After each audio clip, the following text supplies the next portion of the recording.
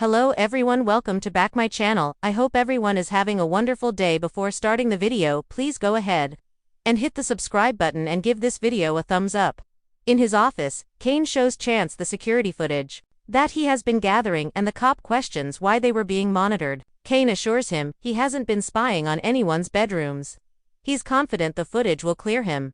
When they get to the moment when Damien was attacked, the video blanks out. Kane freaks and Chance asks, who else has access to this room and the equipment? Ashby explains that would be Amanda and Carter. The cop is confident that one of them messed with the footage. Why would I erase the only footage that would prove that I'm innocent? Kane asks. He needs to get to the bottom of this more than anyone because his freedom and life depend on it. The Abbotts speculate on Kane's guilt. Jack and Diane come upon Billy in the dining area. Groundhog Day again, Jack complains. Billy guesses they didn't hear the big news and fills them in on Damien getting a knife in the back last night. The question is, who did it, and why? They agree this is awful. Billy explains that someone hiked down the mountain to get the police, but Chance has been investigating so far. This all seems strange and too convenient to Diane. She speculates that all the random events must be connected. The killer is out there, and they are trapped like bugs in a jar. Diane notices Sally isn't present and says none of them should be alone right now. Billy changes the topic to Lily and Damien hooking up. Jack assumes he's suggesting Kane killed Damien out of jealousy. His brother hopes that's not true because it would put a stop sign on his business deal. This leads to Jack arguing with him about his priorities. They bicker about Billy sidelining Abbott Communications for a chance at Chancellor. Billy is determined to get it back. His brother complains that he should have known he would sabotage a good thing when he agreed to invest in him. Diane is sure Kane wouldn't kill someone with so many people around. Billy suggests that Kane simply ended up in the right place at the right time. Whatever you think, whatever you heard, I had nothing to do with Damien's death, Kane insists as he joins them. He announces that he was the intended victim. That's why he invited Chance. But he didn't think that the killer would make a move while he was surrounded by people. Jack asks who is targeting him. Kane doesn't know. Billy suggests it could be the Newmans. Kane explains that Nick made it clear he would do anything to protect his family. Jack thinks the suggestion that Nick tried to kill him is preposterous, but Billy isn't so sure. He's seen him lose it, and he could easily go too far. Kane's sure that's a real possibility. Kyle comforts Audra standing in his towel. Kyle answers a frantic tapping on his door. It's Audra with horrible news. Damien is dead. It doesn't even seem real. It's shocking that he was stabbed. Poor Nate, she frets, adding that this will break Amy's heart. All she wanted was for Amy and Damien to make peace before she died. They did, and her friend was getting better because her son was in her life again. This news could destroy her. Audra wants to call home, but can't, so she doesn't know who to turn to. The moment Nate and Amy learn what's happened, their hearts will be smashed into a million pieces. Audra admits she's a mess. Kyle says she can stay as long as she needs to. This all feels like a bad dream to her. They discuss how freaked out Lily is, and her suspicion that Kane killed Damien. This doesn't make much sense to them, but Audra adds that love can make you do crazy things sometimes. So far, the police don't even seem to have been notified. Phyllis argues with Nick. Phyllis walks into the club car where Sharon and Nick are eating. None of them knows why they bothered to sleep last night. Phyllis asks Nick if anything else was found in his cabin last night. He says the dagger was enough and starts venting.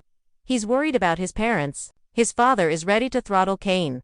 Sharon is sure things will be sorted out once the police arrive. Nick doubts that Kane has even sent for them. Phyllis reminds Nick that she was with Kane last night and he couldn't have framed him. Nick assumes Kane could be stalling the cops to clean up the evidence. Chance can't really do anything. Any DNA from the killer at the scene of the crime is likely long gone by now. He complains that Ashby has been manipulating them all along. Phyllis remains certain that there is a reasonable explanation for what's happened. She suggests she's seeing things far more clearly than Nick is. Sharon agrees that this is all a puzzle. The redhead thinks Kane hasn't hidden anything. He's only had his heart broken by Lily and is hurting. Nick reminds Phyllis that Kane is framing her daughter's father for murder. Phyllis thinks he's talking nonsense and repeats that she and Chance were with Kane the entire time. She doesn't believe he's being framed and suggests he focus his rage on finding the real killer. Nick told her to pick a side, and it seems like she has. Phyllis says she will always be on his side. In a huff, Nick accuses her of selling her soul just for a job and stomps out. Phyllis pushes Sharon to throw in her 2 cents. Sharon is sure Nick didn't mean what he said, and assures Phyllis she's not thinking the worst of her. After thanking Sharon for giving her the benefit of a doubt, Phyllis explains that's all she's trying to do for Kane. They sit, and Sharon reminds Phyllis that Kane has been lying to them about a lot. As much as she doesn't want to believe he's a killer, she points out that Phyllis didn't find Kane until after Damien had been stabbed. Sharon is struggling with why she's so confident Kane is innocent. Phyllis explains that the look of terror and the fear in his voice were something that can't be faked. They've both known that terror and it's real. Once they agree that Nick had nothing to do with this, they wonder who would kill Damien and try to pin it on Nick. Who would be capable of that? The Abbotts wouldn't do it. Neither would the Winters family, Michael, or Lauren. When they get to Sally, Phyllis wishes it was her or Audra, but concedes that they aren't killers. That leaves the people who work for Kane, and that means the murderer is out there with Nick and Kane in their crosshairs. Kyle and Audra cross a line in his train car. Kyle and Audra realize that coming on this trip was probably a bad idea. He wonders if Kane is playing an elaborate game by piling another mystery onto the other mysteries. Audra wouldn't put that past him, but points out that the corpse Lily saw was real. When a door slams, she jumps and rubs up against Kyle. He says, anyone would be rattled at a time like this. Kyle tells Audra they need to sit tight. He assures her they will be okay. When Kyle suggests she go to check on Lily, Audra admits she doesn't want to go anywhere. Running her hand over his arm, she says she feels safe with him. They look into each other's eyes and then start kissing intensely. Nick vows to blow things open. Nick runs into Chance outside the maze. He's not happy when the detective informs him that he checked the security footage and it goes blank at the time of the murder. This whole thing is a setup. He's been playing us the whole time, Nick insists. He recounts how Kane announced someone was trying to kill him, and now someone is dead. Ashby has been manipulating everything.